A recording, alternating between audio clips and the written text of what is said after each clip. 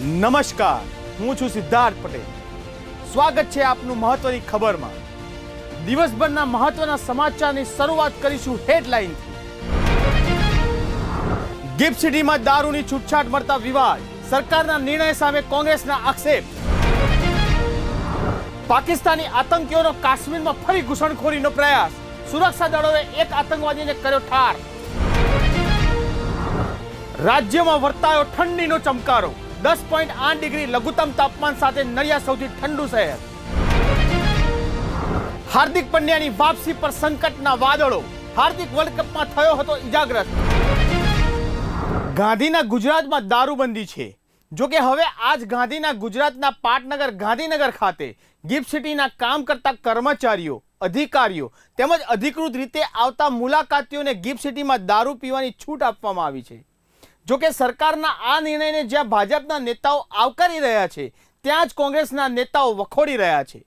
ત્યારે જુઓ ગિફ્ટ સિટીમાં દારૂબંધીની છૂટ અંગે કોણે શું કહ્યું, એ અમારા આ ખાસ અહેવાલ.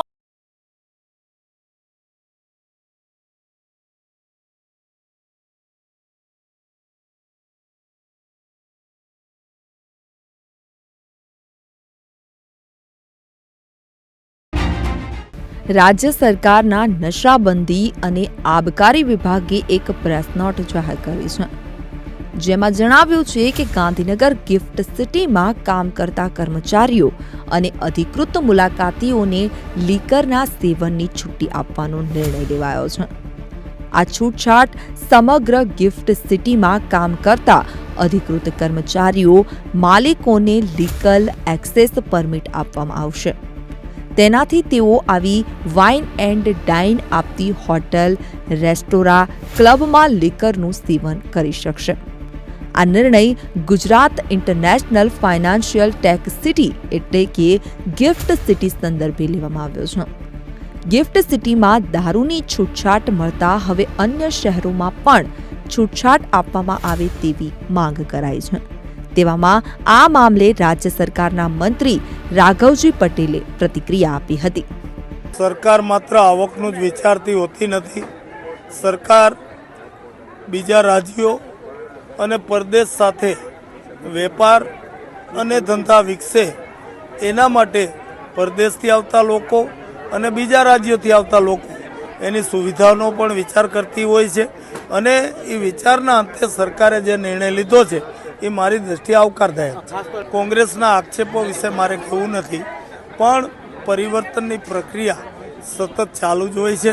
સમયે સમયે જે જરૂરિયાતો ઊભી થાય તો એ જરૂરિયાતોના ઉકેલ માટે અને ભવિષ્ય માટે આવા નિર્ણયો લેવાતા જ હોય છે.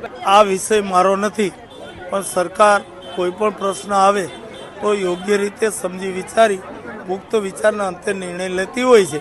જ્યારે આવા પ્રશ્નો ઉદ્ભવશે ત્યારે માનનીય મુખ્યમંત્રી આ બાબત યોગ્ય નિર્ણય કરશે.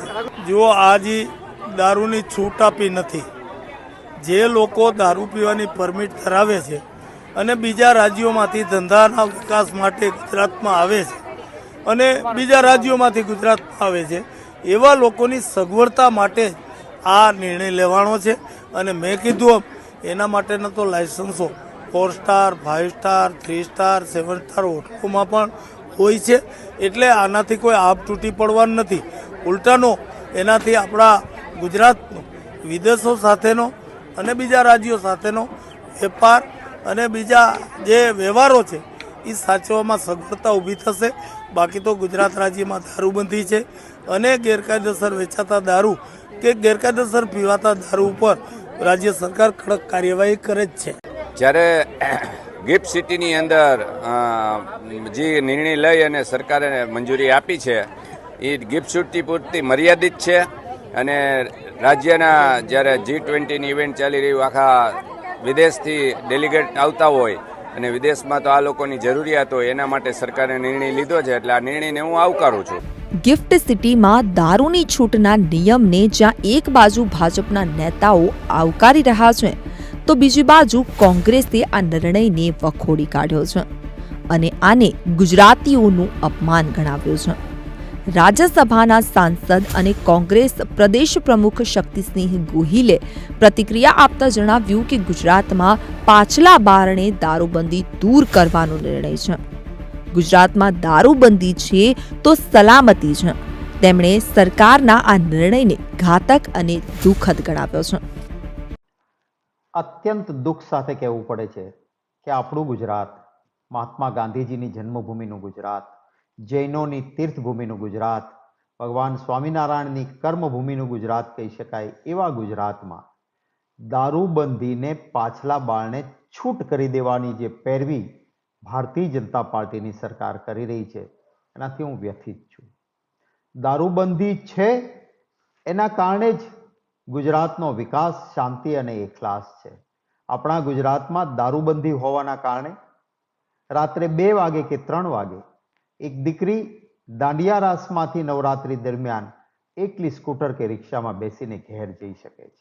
આપણા ગુજરાતમાં દારૂબંધી છે એટલા માટે બહારથી ઉદ્યોગપતિઓ આવીને ઉદ્યોગો નાખે છે, કારણ કે જાણે છે કે મજદૂર એ દારૂના અવળા રસ્તે નહીં જાય, કારીગર, કામદાર કે મહેનત કરનારો વ્યક્તિ એ અવળા રસ્તે નહીં જાય અને એટલું આઉટપુટ સારું મળશે. કોંગ્રેસની સરકાર હતી, આખા દેશમાં સૌથી વધારે, કાગળ પરના MOU નહીં, સાચું મૂડીરોકાણ કોઈ એક રાજ્યમાં સૌથી વધારે આવ્યું તો એ ગુજરાત હતું. એ 1992નો સમય ક્યારેય ન ભૂલી શકાય. એશિયાની સૌથી 2 મોટી રિફાઇનરીઓ, એકબીજા સાથે ધંધાકીય સ્પર્ધાવાળી રિફાઇનરીઓ, એ SR અને રિલાયન્સ એ જામનગરમાં આવી.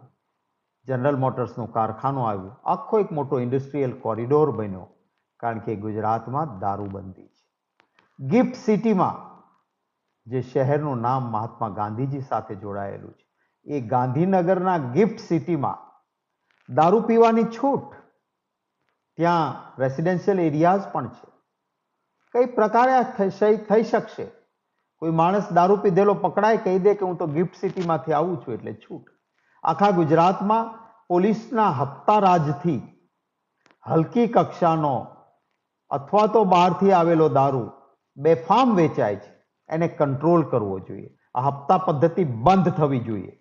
મારા ગુજરાતનો યુવાન એની બુદ્ધિમત્તા, એનું કૌશલ્ય એ અમેરિકા, ઇંગ્લેન્ડ કે આફ્રિકામાં જઈને ત્યાંના લોકો કરતાં વધુ પ્રભાવશાળી બનીને પ્રસ્થાપિત થયો હોય. માત્ર મજદૂરી કરવા ગયેલો વ્યક્તિ ત્યાં મોટેલનો માલિક બને છે. આ બુદ્ધિમત્તા એ ગુજરાતના યુવાનની છે.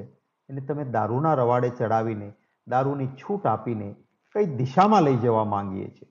તમામ મારા વાલા ગુજરાતીઓને વિનંતી કરીશ કે આપ વિચારજો, અને આ વાત મારી યોગ્ય લાગતી હોય તો આ ભારતીય જનતા પાર્ટીને સદબુદ્ધિ મળે એ માટે આપ પણ પ્રયત્ન કરજો કે આ રીતે પાછલા બારણે દારૂબંધી હટાવીને દારૂની છૂટ ગિફ્ટ સિટી ગાંધીનગરમાં આપવાનો જે નિર્ણય કર્યો છે એને મુલતવી રાખવામાં આવે. ગાંધીજીના ગુજરાતમાં આપણે બંધારણીય રીતે દારૂબંધીનો કાયદો અમલમાં હોય ત્યારે ગુજરાત સરકારે દારૂડિયાઓને છૂટ આપવા માટે અને બુટલેગરોને મોટો ધંધો થાય એ માટે કરીને ગાંધીનગર ગિફ્ટ સિટી ખાતે દારૂ પીવા માટેની છૂટ આપી એ ખરેખર નિંદનીય છે. કોઈ પણ માણસ ક્રાઇમ કરશે, કોઈને નુકસાન કરશે, દારૂ પીધેલો પકડાશે તો સમગ્ર ગુજરાતની અંદર એક જ વાત આવશે કે અમે ગિફ્ટ સિટીની અંદર દારૂ પીધું છે. ત્યારે હવે ગુજરાતના દારૂડિયાઓને અને બુટલેગરોને જે માઉન્ટ આબુ અને બીજા રાજ્યોમાં જવું પડતું હતું એના બદલે ગુજરાતની અંદર જ વ્યવસ્થા મળશે. આ ગુજરાત સરકારે જે એક ગુજરાતને કલંક કરવા માટેનો નિર્ણય લીધો છે એ બાબતને અમે વખોડીએ છીએ અને એમને વિનંતી કરીએ છીએ, ભગવાનને પ્રાર્થના કરીએ કે આવા લોકોને સદબુદ્ધિ આપે, ગુજરાતની અંદર કાયદો અને વ્યવસ્થા જળવાય, બેન દીકરીની સુરક્ષા જળવાય અને ગાંધીજીના ગુજરાતને કલંકિત કરવાનું કામ ન કરે એવી ગુજરાત સરકાર પાસે અપેક્ષા રાખીએ છીએ. બીજી બાજુ આ મામલે વિવાદનો મધપૂડો સર્જાતા આગામી સમયમાં પરિપત્ર જાહેર કરવામાં આવી શકે છે, જેમાં ગિફ્ટ સિટીમાં દારૂની છૂટ મુદ્દે સ્પષ્ટતા કરવામાં આવી શકે છે. માનવામાં આવી રહ્યું છે કે રાજ્ય સરકાર માર્ગદર્શિકા 28 ડિસેમ્બર સુધી જાહેર કરી શકે છે. Bureau report, bulletin India.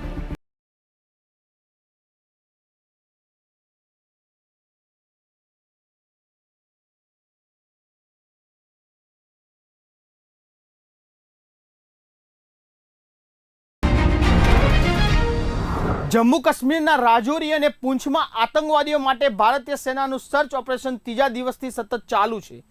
હાલમાં રાજૌરી અને પૂંછમાં મોબાઈલ ઇન્ટરનેટ સેવાઓ બંધ કરી દેવામાં આવી છે.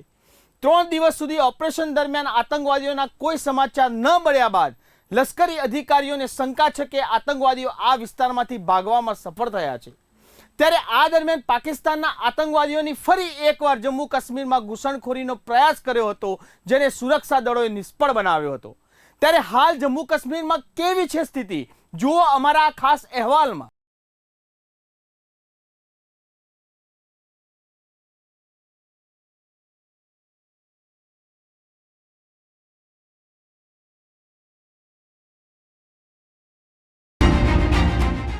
જમ્મુ કાશ્મીરમાં હાલમાં થયેલ આતંકી હુમલાની ઘટનાને લઈ સમગ્ર દેશવાસીઓ આતંકીઓનો ખાત્મો થાય તેવી માંગ કરી રહ્યા છે. તેની વચ્ચે અખનૂર સેક્ટરમાં ઘૂસણખોરીના પ્રયાસ દરમિયાન 4 આતંકીઓએ ભારતીય વિસ્તારમાં ઘૂસવાનો પ્રયાસ કર્યો હતો. આ દરમિયાન ફરજ પરના સુરક્ષા દળોએ ચાર્જ સંભાળ્યો અને જવાબી કાર્યવાહી કરી, જેમાં એક આતંકી ઠાર માર્યો ગયો હતો.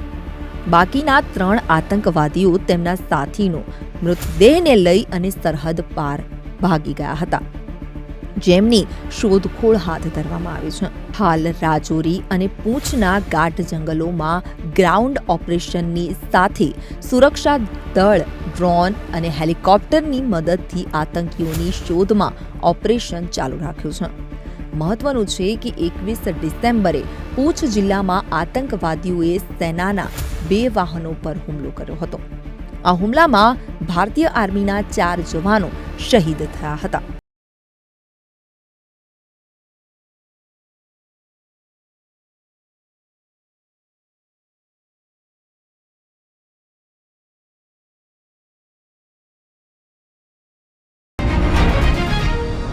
ગુજરાતમાં ધીમે ધીમે શિયાળો જામતો જાય છે. કડકડતી ઠંડી ધીમે ધીમે પડવાનું શરૂ થયું છે. વહેલી સવારે એકદમ ઠંડીનો અહેસાસ થાય છે, ત્યારે હજી પણ વધારે ઠંડી પડે તેવી શક્યતાઓ હવામાન વિભાગે સેવી છે. ગુજરાતમાં ઠંડી અંગે વાત કરીએ તો 10.8 ડિગ્રી લઘુત્તમ તાપમાન સાથે નલિયા સૌથી ઠંડુ શહેર રહ્યું હતું. અન્ય શહેરોમાં કેવી ઠંડી રહી, જોઈએ અમારા આ ખાસ અહેવાલ.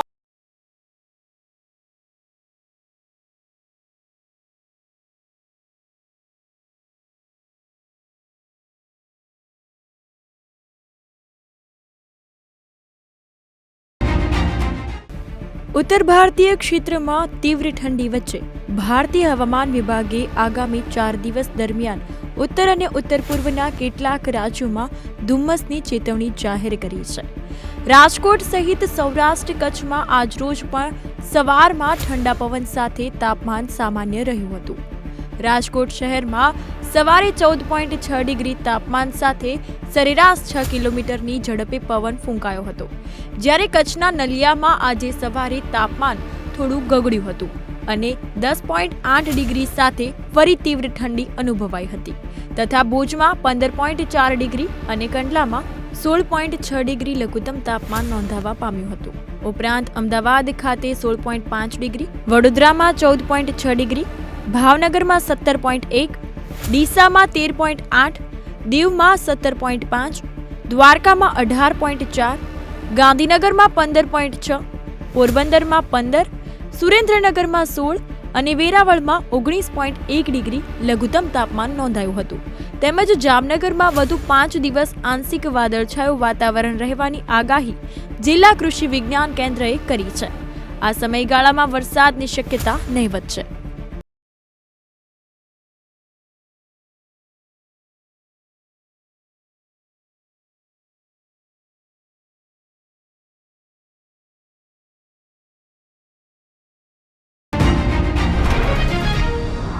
ભારતીય ટીમ હાલ સાઉથ આફ્રિકાના પ્રવાસે છે અને આ પ્રવાસથી પરત ફર્યા બાદ ભારતીય ટીમ ઘર આંગણે જ અફઘાનિસ્તાન સામે 3 મેચની T20 રમવાની છે. જો કે આ પહેલા ભારતીય ક્રિકેટ ટીમ માટે ખરાબ સમાચાર સામે આવ્યા છે. ત્યારે શું છે આ સમગ્ર વિગત, જોઈએ અમારા ખાસ અહેવાલ.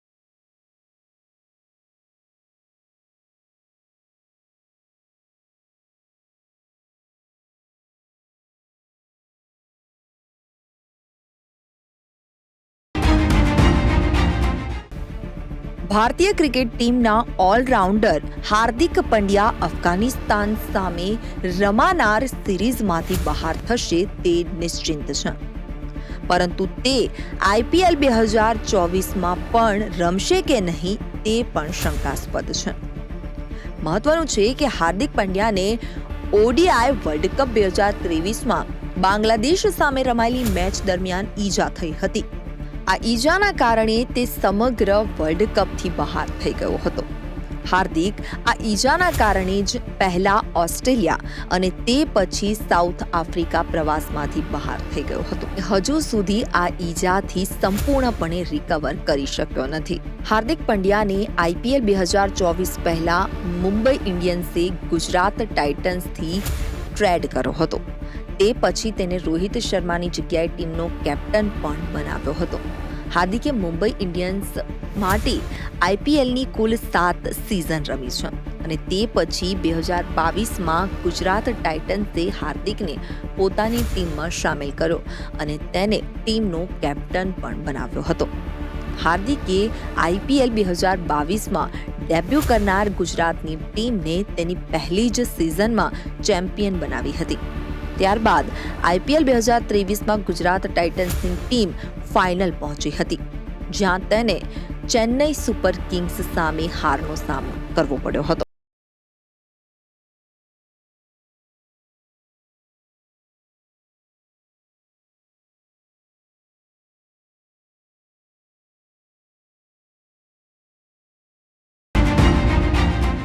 દિવસભરની મહત્વની ખબર જોવા માટે ફરી મળીશું આ જ સમયે. ત્યાં સુધી જોતા રહો બુલેટિન ઇન્ડિયા, ભરોસો ગુજરાતનો.